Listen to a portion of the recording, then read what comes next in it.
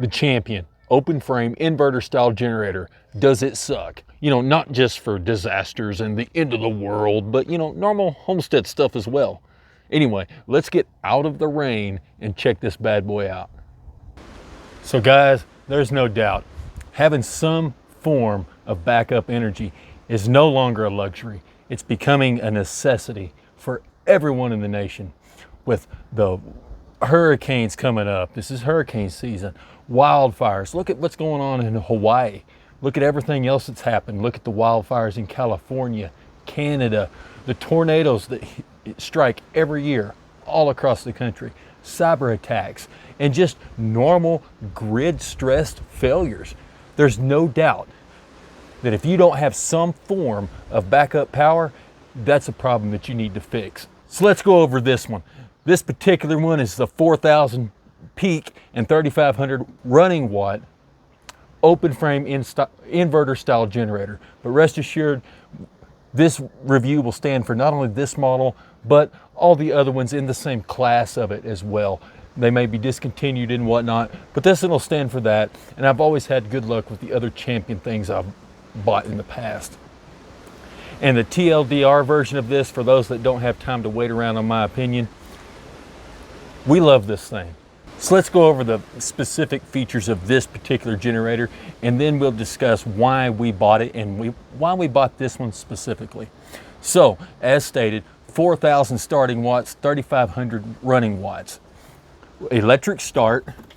Over here hangs a key fob for a remote start. This works amazingly, although I've got to drag it out of the shed and everything. I don't use it. I just hit the electric start over here. We've got two standard wall outlet plugs, as well as a 30 amp, 120 volt RV style plug. These aren't necessarily handy for running a house, but you can get a splitter adapter that'll plug in here and then branch off with 3 additional plugs of your standard style over here. 12 volt DC power outlet. Included the battery charger, alligator clamps to hook up to a battery, as well as an outlet with USB ports to charge your phones and stuff that I have long since lost a long time ago. So don't tell my wife I lost that. I'm gonna replace it. So I'm not lying to her. I'm just gonna replace it before I let her know I lost it. You do have the option of paralleling these together to double your power if you have 2 identical generators, although I can't speak on that thing because I've never used it. As stated, electronic start, but you'd be surprised at the amount of electronic start equipment that does not have a manual start option. This is important. I would never buy an electric start piece of equipment if it didn't give me a manual start option. The eco throttle. You can turn this down really low and it stays super quiet and conserves fuel, only conserving the amount of fuel that's needed by adjusting the RPM up and down dependent on the load. We generally just run it on the eco model and let it self-adjust to however it's needed. We've never had a problem blowing any of the fuses. It holds about 2.5 gallons of gas, which seems to last us about a full day. I was online looking at some of these, and I think now you can buy them with or without the wheel kit and the handle as well. I don't know why you would do that, but that is an option. Obviously, we have the wheel kit. I don't see why you would want it just as the open frame, unless you're mounting it inside of an RV, which is kind of what these inverter style generators are intended for. Okay, so that covers the main features, which you can just as easily go look up online. Now let's talk about why something like this fits into our specific situation and why it might be handy for you as well. First of all, we got this to replace a big, like 11,000 watt conventional Honda generator. That thing was awesome, we love it. It ran everything we needed to, had more power than we would ever use. And therein lies the problem. Being a conventional generator with tons of power, the noise level was off the chart. It just consumed fuel like something you would never believe. It was heavy, huge, heavy, bulky. And this one right here, do you know how many times for this video I've picked this thing up and set it up on this table to review? A bunch.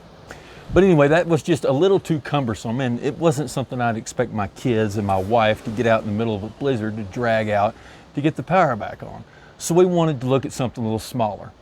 We looked at the wattage that we actually use, which is fridge, freezer. My wife and the kids love the coffee maker and microwave, and we have gas heat on a central air system. So that means we can take and plug the central heating unit in to run the blower and keep the house nice and warm. But while the actual heating portion of it is taken care of by the natural gas. We did consider, instead of going this route, going to like the big Generac style generator, you know, that's hardwired and natural gas plumbed in. Our only issue with that was when the first hurricane or tornado or something major happens, when you're gonna need a generator, there's a pretty high likelihood that there's gonna be something fall and absolutely crush a meter somewhere. Public safety is number one, so what do? They come in and shut off the entire gas supply to the neighborhood until that problem can be fixed. And there you are stuck with thousands of dollars in a generator that you can't even use. So even if you're gonna go with one of those big standby generators, I suggest you get one of these smaller portable generators as well. Not to mention the fact you could take this, move it around. We've tailgated with this. I've let people borrow this one. Having something that you can move around and handle just speaks volumes in itself. And for 3,500 watts, we generally don't use most of that. We may get up around 2,000 or 2,500 from time to time, but it's only intermittent. So we're almost double the actual power that we need. So how has it held up so far? Well, like I said, we've had this for about 3 years, give or take, right? We've been through about 2 blizzards a year, a couple ice storms, and just regular power outages that kind of come and go, right? Just, you know, random stuff that happens due to the fact of where our home is located. And this thing's done just fine. I will say it does tend to have a little bit of trouble starting whenever it's below about 20 degrees. Just give it a little shot of starter fluid, it'll fire right up. I'll demonstrate the starting for you here in just a moment. Press the button until it starts to blink green. Let it sit for a few seconds.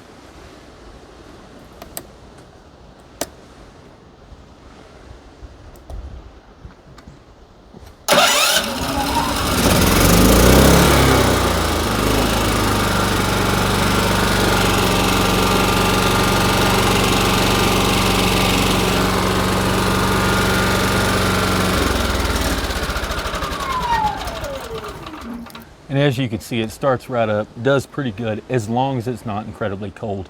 You are gonna have to either crank on it a while or just give it a little shot of starter fluid in the coldest days of winter to get it to bump. It doesn't tend to like the cold weather. Although if you can keep it warm, I've even just had it sitting in the sun for a while, and that seemed to fix the problem pretty well for me also. So now with the understanding that nothing is perfect, let's talk about some of the other things that could kind of be a downside about it. If you can see in here where the oil gets filled, there is a little bit of seepage of oil. The most part of this is basically from me spilling it everywhere because this oil fill hole is pretty far back. It'd be nice if that was out a little bit more forward so that you could pour into it. You've got to get a long funnel and pour it in, and you can't really see what the oil level's doing, so I tend to spill it around a little bit. If we turn and look around the valve cover, there has been a tiny bit of seepage around here. Not much, and I've never actually seen a drip anywhere, and this is nowhere near something that I would be concerned about. I'm not worried about this, and I'm not even going to try to fix it, but it is a possible negative that I wanted to go ahead and point out. While we're back here, this is where the air filter is, and it's a little awkward to get to. You kind of have to reach around, you know, and kind of, it's just awkward. They could have designed that a lot better. Now let's talk about the battery. The battery's held up as expected. 3 years down the road from whenever we bought it, it's going to need to be replaced. I notice sometimes if I forget to start it up, you know, and I go any longer than about a month, it really struggles. And sometimes I have to hand start it. So we are gonna have to buy a battery for it. Fuel shut off right here. Easy to get to, no problem at all with that. Another minor annoyance I have, this thing is not shipped with oil. It is completely dry. So if you just put fuel in it and start it up, you've done ruin to this thing. The last thing I'm gonna bring up is right here. The fuel cap is captured, which is nice. But from the factory, this came with a fuel screen that was way too fine. I understand why they put it there, I get it, but if you gotta stand there all day long waiting for something to go through that fine mesh screen, I just took it out and threw it in the trash. It's not worth my time to stand there all day waiting to fuel this thing up. So anyway, after 3 years of really being abused, this thing is set out more than it should have. It's gone a couple months where I just was lazy and didn't put it in the shed. It hasn't hurt anything so far. Being sitting where it was, the dogs have peed all over it. It's sat in the rain. It's had some hard use in hard conditions. And we've been extremely satisfied with it. Like I said, I'm not necessarily trying to push this one on you, but if you're wanting my honest opinion, this thing right here, we think it rocks. Well, anyway, until next time, you be safe.